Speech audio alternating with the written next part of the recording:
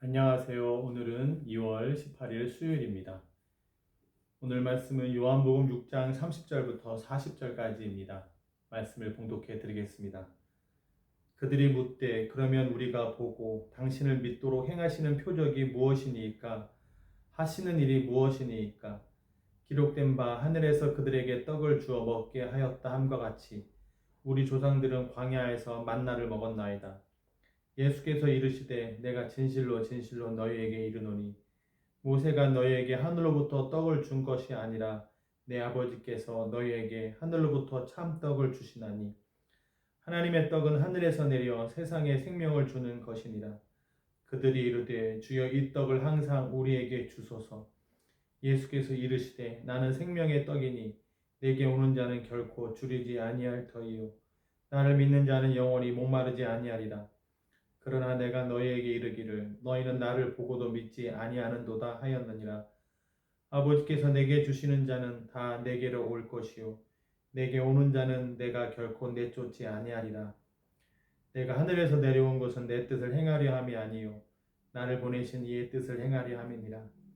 나를 보내신 이의 뜻은 내게 주신 자 중에 내가 하나도 잃어버리지 아니하고 마지막 날에 다시 살리는 이것이니라.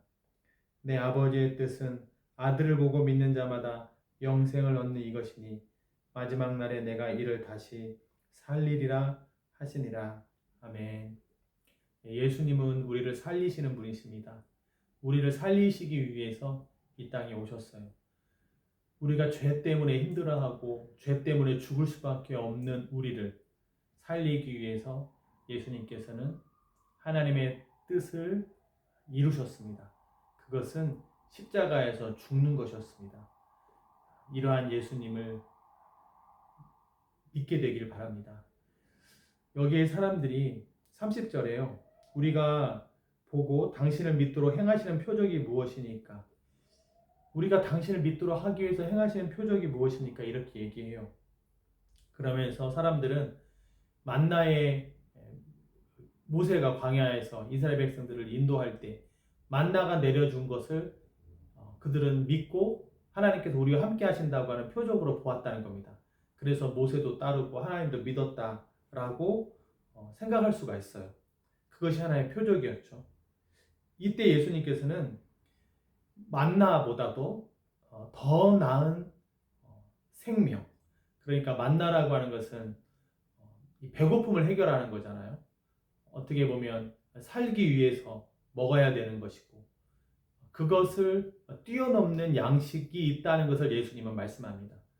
만나가 내려오는 것이 하나님께서 함께 하시는 표적이라면 예수님은 더 큰 표적이 되는 거예요. 왜냐하면 예수님은 생명의 떡이니까요. 하나님의 떡은 하늘에서 내려 세상에 생명을 주는 것이니라.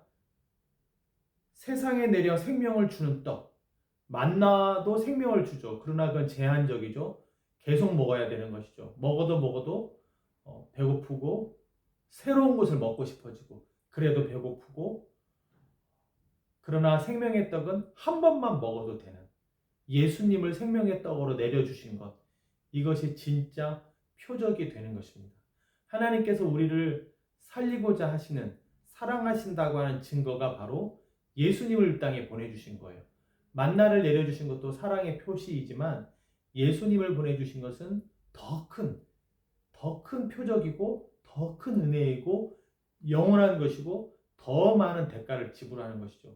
만나를 내려주실 때 지불한 것 없잖아요. 하나님께서 기적을 베풀어 주신 것이지 하나님께서 어떤 대가를 지불하신 것은 없죠.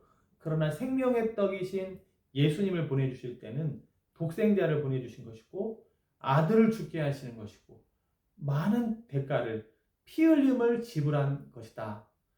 이것이 더 큰 표적이 되는 것이죠. 그러나 안타깝게도 사람들은 예수님께서 나는 생명의 떡이다. 내게 오는 자는 결코 줄이지 아니할 터이요 나를 믿는 자는 영원히 목마르지 아니하리라. 배고프지 않게 될 것이다. 영원히 목마르지 않을 것이다. 이렇게 말씀했지만 35절에 35절에서 그렇게 얘기했지만 36절에 그러나 내가 너희에게 이르노니 너희는 나를 보고도 믿지 아니하는도다. 보고도 믿지 못한다는 거예요. 예수님께서 생명의 떡이라고 하는 것을 보고도 믿지 못해요. 오병이어 보고는 먹을 거 주시는구나, 배고픔 해결해 주실 거구나, 그렇게는 따랐지만, 예수님을 따랐지만 생명의 떡에 대해서는 보고도 믿지 못하였다라고 이렇게 되어 있습니다. 지금은 보고도 믿지 못한다 할지라도 예수님께서 마지막에 십자가에서 죽으시는 그것을 보고는 믿을 수가 있는 것이죠. 그것 보고도 믿지 못하면 어떻게 해야 되는 겁니까? 마지막을 죽어주셨는데요. 우리가 과정은 어떻다 할지라도 끝에 가서 희생하고 죽고 자기를 다 준다고 하시면 우리가 다시 한번 생각할 수가 있는 거잖아요. 그분에 대해서. 예수님께서는 마지막을 하나님의 뜻을 이루는 것으로서 십자가에서 죽으셨습니다. 그것이 아버지의 뜻이라고 생각하고 있어요. 그래서 사람들이 자기에게 찾아오고 자기를 임금 삼으려고 해도 그들 따라가는 것이 아니라 아버지의 뜻 따라 갔다라고 하는 것이죠. 지금은 믿지 못하고 있지만 나중에 그 예수님의 십자가를 보면 믿을 수밖에 없다. 얼마나 하나님께서 우리를 사랑하셨는지, 정말 그 피 흘림과 살을 주시는 것이 어떤 것인지를 다시 생각할 수 있다라고 하는 것이죠. 우리의 삶도 중간에는 부족하고, 베드로도 예수님 부인했던 그런 경험도 있고, 빌립도 오병이어 기적에서 우리가 어디서 떡을 놔서 이 사람들을 먹이게 했으니까 이런 믿음 없는 말도 했지만, 나중에 끝은 정말 하나님의 뜻을 이루는 것으로서 마칠 수 있으면 좋겠습니다. 그러면서 예수님 이런 말씀하십니다. 내가 하늘에서 내려온 것은 내 뜻을 행하려 함이 아니요 나를 보내신 이의 뜻을 행하려 함이니라. 나를 보내신 이의 뜻은 내게 주신 자 중에 하나도 잃어버리지 아니하고 마지막 날에 다시 살리는 이것이니라. 내게 주신 자, 하나님께서 예수님께 주신 자가 있고요. 또 다른 표현으로는 예수님을 믿고 따르는 자가 있습니다.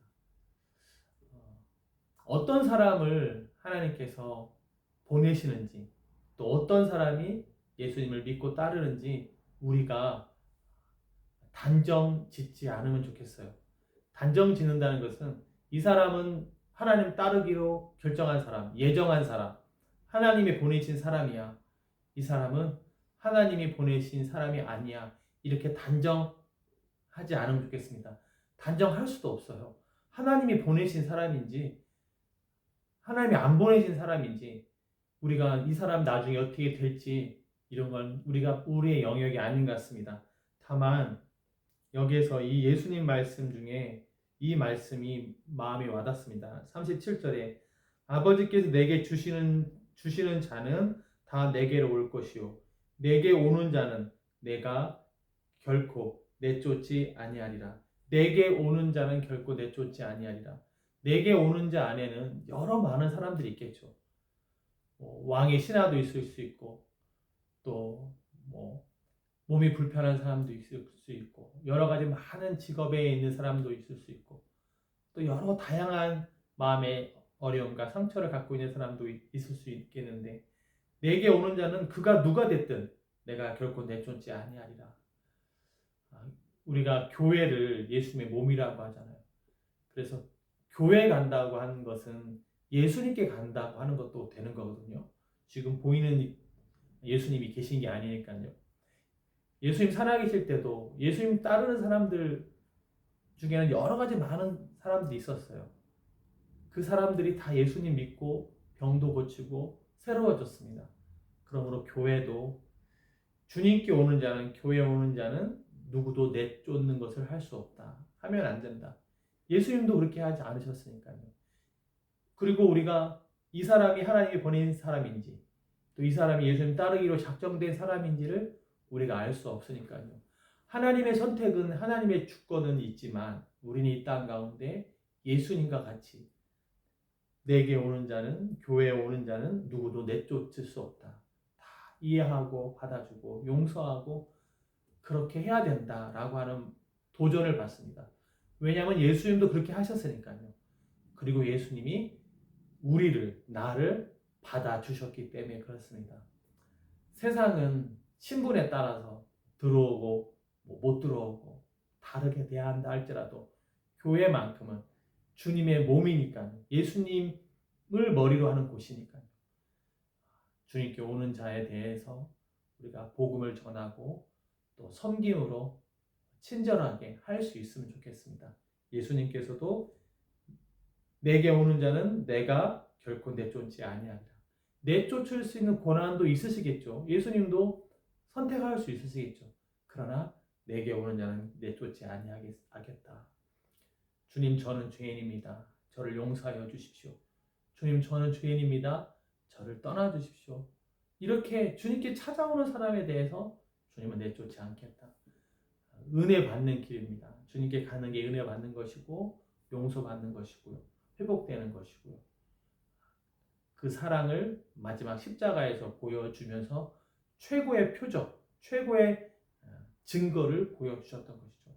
끝까지 우리가 예수님 닮아 그런 모습 보일 수 있는 우리가 되기를 바랍니다. 기도하겠습니다. 하나님 아버지, 오늘도 수요일에 좋은 날씨 속에서 하나님 말씀을 묵상하게 하심을 감사합니다. 더 나은 표적은 예수님이십니다. 십자가보다 더 큰 표적이 없습니다. 물과 피를 쏟으시고 살을 주시고 자기 자신을 완전히 죄 위에서 기름과 같이 완전히 자기를 전제처럼 드려지신 그 예수님이 최고의 표적이 되십니다. 우리가 예수 믿고 예수님께로 와 용서받고 사랑받았습니다. 우리가 교회로서 이 땅에서 그러한 모습을 계속 이어갈 수 있도록 주님, 예수님 닮고자 하는 마음, 예수님과 같은 마음과 예수님이 하셨던 말씀을 이어가는, 순종해가는 우리들 되게 하여 주시옵소서. 오늘 하루의 삶도 주님께서 인도하여 주시기를 원하옵고 이 모든 말씀 생명의 떡 대신 예수 그리스도의 이름으로 기도했습니다. 아멘.